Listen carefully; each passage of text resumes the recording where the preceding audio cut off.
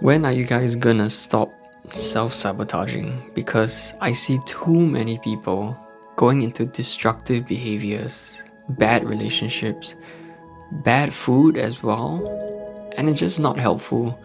Your lifestyle sucks, right? Your lack of exercise sucks. Your lack of discipline sucks. These are things that we can work on, and it's not something that we should be proud of. In 2024, or the past few years at least, suddenly, oh, we shouldn't body shame. And here's the thing, yes, we shouldn't shame someone just because of. I'm trying to phrase this well, but yes, we shouldn't shame someone just because of an external factor, right? But the truth is that if someone, especially I see this a lot in the US, right, being more woke, this is the tendency that they have. They will try and perpetuate negative behaviors, masking it as, oh, self-acceptance. And I really despise that, because I think as men, the way we handle growth, the way we handle being told we're not enough is very different from the way that women handle it, right? And if you were to see the difference in women and men going through things, women generally speaking, I mean, there's this meme, right? When you're at the gym, what the guy's listening to and what the woman is listening to. The woman is listening to self-affirmations, things telling her that she's the best, things telling her that she's great, that you can do it. And that's great. That's fantastic. But the guy's one, it's all about, you're not good enough. You need to work harder. There's someone out there working more than you. And you need to put in more effort. These are things that actually work with guys. And Jordan Peterson has said this before, right? How being told that you are good enough is not helpful for men at all, right? If I told you today, and I looked at your life and I told you that, hey, your life, it sucks, but that's okay, you're good enough. You tell this to any guy, majority of them will not benefit from hearing this, because they know themselves that they are able to do more. And you telling them, hey, it's okay, that's not helpful for any guy, really. So the way that we need to grow as men, we really need to lock in, right? If you are overweight and you have working legs, you have a healthy body, and you're just eating too much, this is an area that you need to work in. Just like how someone that is drinking too much, smoking too much, indulging in negative behaviors also needs to work on these things. It's just that when it comes to the physical appearance, people become very sensitive because it's something that we can see on the surface. We tend to see behaviors a bit later. The physical appearance is the first thing. And yeah, sure, maybe for me, genetically, I'm a bit more on the skinnier side. I had to learn how to eat more to put on weight. It was the opposite problem. And if I had remained as skinny as I was back in primary school, it wouldn't have been good for me either. And anorexia is on the other spectrum of obesity, right? These are two separate things that are not healthy. And so where was I going with this? Is the fact that today we need to go back to basics. Your discipline, right? Work on losing the weight. Work on eating a bit healthier. Cut down on less fast food, right? It's not that difficult. And I'm very empathetic with this because I listen to a lot of podcasts on health, and a lot of times obesity or diabetes, all these things are linked to some is genetics, some is your insulin, right? If your insulin is always I forgot the exact mechanics of it, whether it's if your insulin is too high all the time, then your body puts on the weight. I don't remember, but yeah, I understand some of these processes, they are affected by genetics.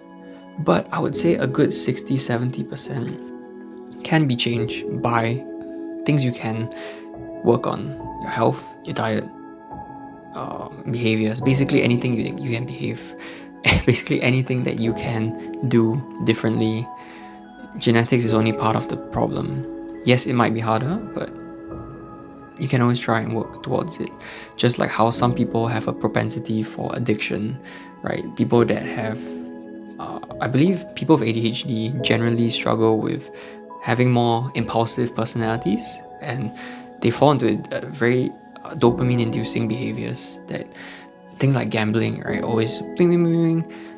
You're always guessing when's the next thing. So things that would trigger pleasure more generally, apparently that's what studies have shown, from what Andrew Huberman has shown. So yeah, anyway, I'm not here to sugarcoat it, right? So if you're overweight, lose the weight. Start working towards it. If you are under eating, you're not getting enough protein, start to eat more. If you are lazy, like me, I'm gonna admit here, I'm very lazy. Start working towards having healthier lifestyle. For me personally, it's getting more sleep, right? Now it's 10:30. I'm supposed to be asleep an hour ago, but I only left the office an hour ago. So anyway, but my Whoop band has been telling me when I need more sleep, when I need more recovery, when I need to exercise less, because I can sometimes overwork a little bit, right? And that's actually how I got injured. I am 100% sure if I had my Whoop band and I zoom back to the night, or rather the day that I injured my Achilles, which is still injured, it's been 2 months, I'm pretty sure my Whoop band would have told me that recovery wasn't the best, that you should take it slow, and I would have listened. But because I'm quite ignorant, I'm in the moment, I overexerted, right? And so that's for me. I need to live more intelligently, yeah, and not push myself too much, right? So yeah, but this is the first injury I've had in forever, right? 10 years ago I injured my meniscus. That was from rugby, so that's a bit different. But yeah, I think as well as on top of like laziness, waking up earlier and getting enough rest, that is key, really, because when you're more rested, you're able to make better decisions. And this leads into the whole lifestyle thing again, which if you sleep well, your body functions better, you have more discipline to make the right decisions, right? Eat less fast food, don't smoke so much, don't drink so much. And then in turn, you feel better, you become healthier, and it's a very, very positive cycle. Versus on the other hand, when you don't get enough sleep, you actually start craving more food than you feel satiated, and your hormones are all over the place.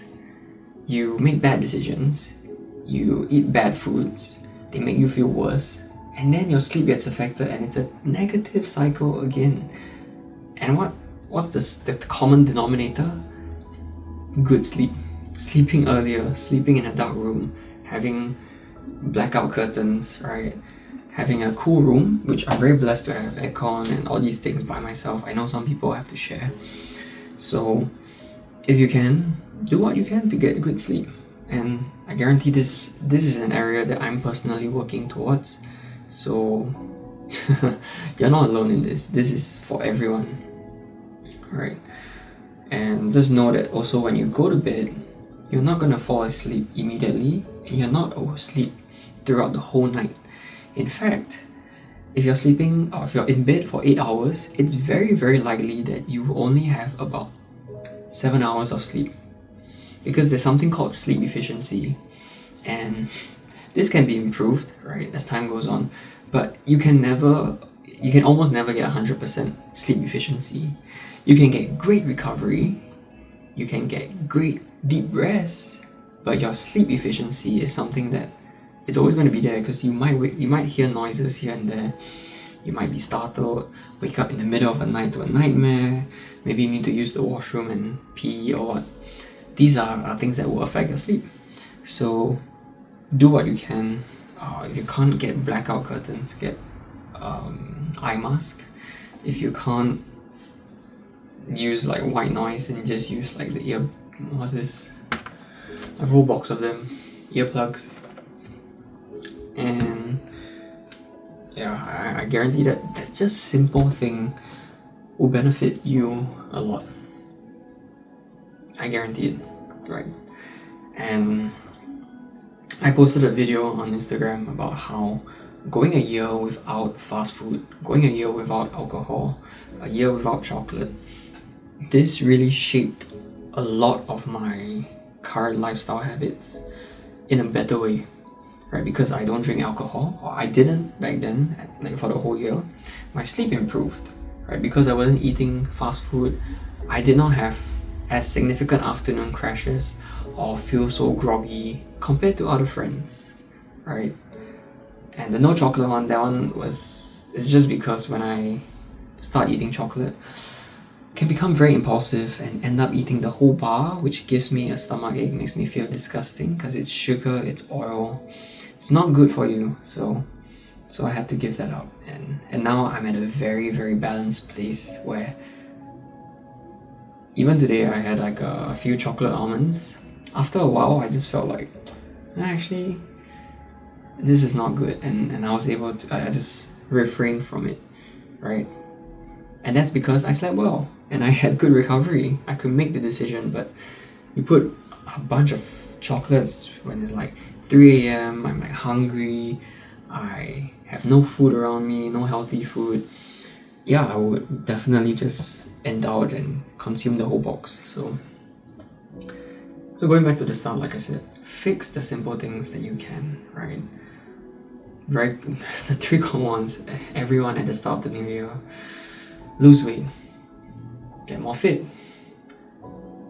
I don't know, I think these are the 2 main ones. Like, you can go research.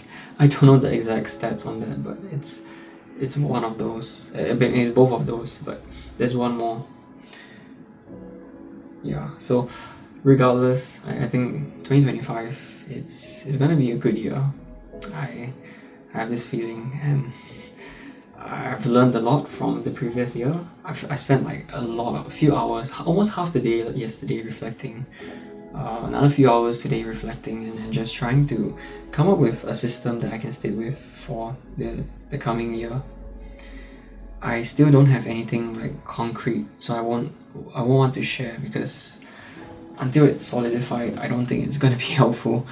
But the main concept is having systems, right? If you know that, and this is something I tried last year, but if you know you're gonna sleep late on like a Friday, make it so that when you come home or on your Saturday, it's very easy for you to not do bad things, right? Example, if you have Maggie Mee instant noodles in the house, if you come home at 2 a.m., you're hungry, that's the first thing you're going to reach for. Versus if you started putting healthy things in front of yourself: fruit, vegetables, low GI foods like brown rice, I actually don't know what else is there, but these things, if you start doing that, I guarantee you will naturally switch over. And for me now, what I've been doing is that when I crave something sweet like bubble tea, which anyway costs you like $4 minimum, right? $3.85 to $4. And then if you upsize, you add additional stuff, you buy the more premium drinks, it's almost $8. It's almost $8, right? So me spending $4 on fruits, I'm okay with it, because it's half the price, or at least it's the same price, and I don't crash out as much. I feel better, trust me. When I say I feel so much better, I don't know if it's just because the fruits make you feel good, or if it's the cutting down of sugar from the milk tea. Either way, both are fantastic, so do consider this as something you can try. I believe that fruit, you can learn to love fruit, even if you don't right now. In fact, when I was in army, what happened was, you know how there's not a lot of like desserts, right? You get enlisted, it's like you eat the same thing every day. So because there's not a lot of snacks and you couldn't bring your own in, or you could sneak it in, I was forced to find pleasure in in consuming fruits, basically moving away from chocolates and sweets, Oreos, whatever, and eating more fruits. And that's how I learned to like oranges, because before that, it's very fibrous. Or you cut it, it's very mafan, very troublesome to peel it, and then sometimes there's the seeds and you spit it out. Yeah, and then if you don't even have like what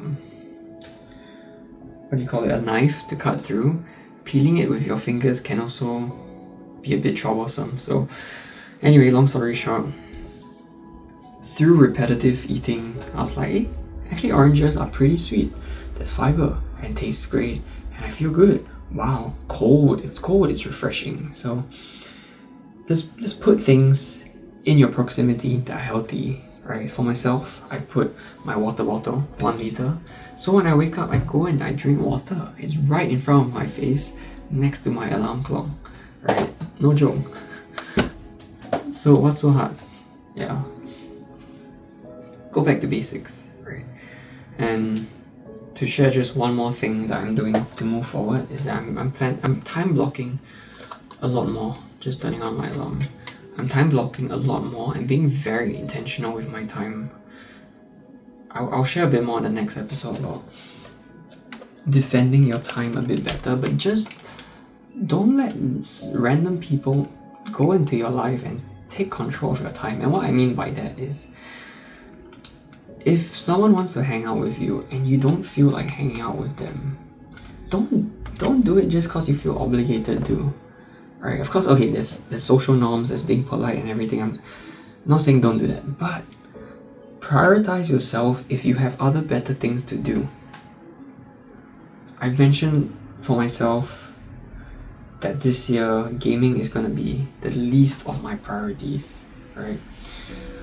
I'm spending less time with my friends online, but actually I've spent more time like face to face, right? We've went to Taiwan together, and then we've gone for hangouts together for meals, and that's something that I want to continue to do, to put less time into gaming, which besides Minecraft,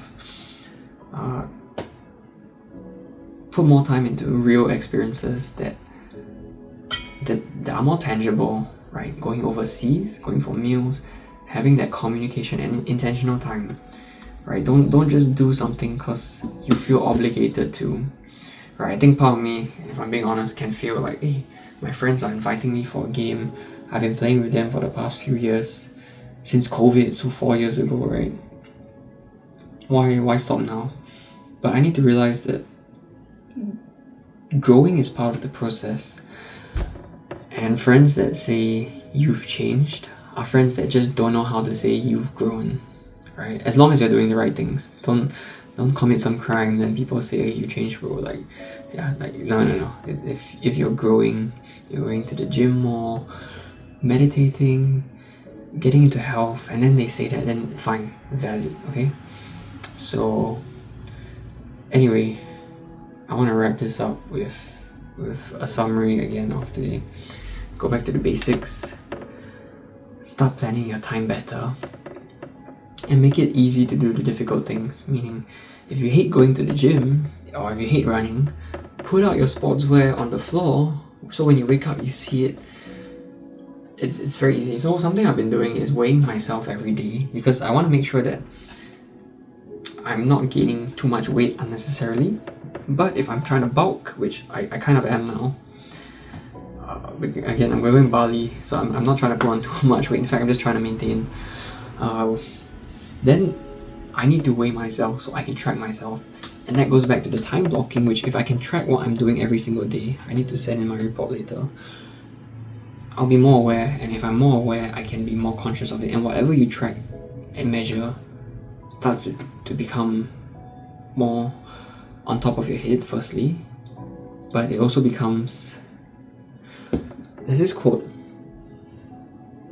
whatever gets tracked, something, I'm sorry, but basically whatever you track, whatever you pay attention to, you will start to notice it more. And with your time, with your calories, with your water consumption, with what time you're sleeping. If I know I'm sleeping at 11 and I'm waking up at 8, oh, okay, that's 9 hours in bed, about probably 8 hours of effective sleep.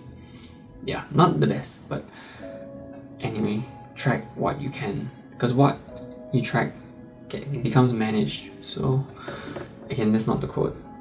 Yeah, but go back to basics. I have so many things that I'm trying to work on this year, but at the end of the day, systematizing it is the goal. Whatever you can put into a system, put it into a system. Because if it's not in a system, if Mondays are like, oh, I don't know if I should work out, there's no system to your workout, and it's not fixed Monday, Wednesday, Friday, and then recovery period, and I swim, and then blah blah. If it's not that, you're not gonna achieve it. Trust me, if you are not tracking your goals, you're not going to achieve it. In fact, tell me a goal right now. Don't track it. I'll tell you where you'll be in the next year. I can guarantee it. You will not achieve it. And if you do, great. But will it be consistently something you achieve? No. So, track it. Just track it. Your finances, your calories, everything. Go back to basics. That's all I wanted to say today. Thank you for listening, and I do hope that we continue to grow this great community. I want to inspire men to achieve greater things. I want more of my friends, I wanted to say friendship, more of my friendships to be more wholesome. Wholesome in the sense that we aren't wasting a lot of time doing meaningless things, right? But when we're together, we are making it meaningful. Yeah, I'll end it on that. Take care. I'll see you on the next one.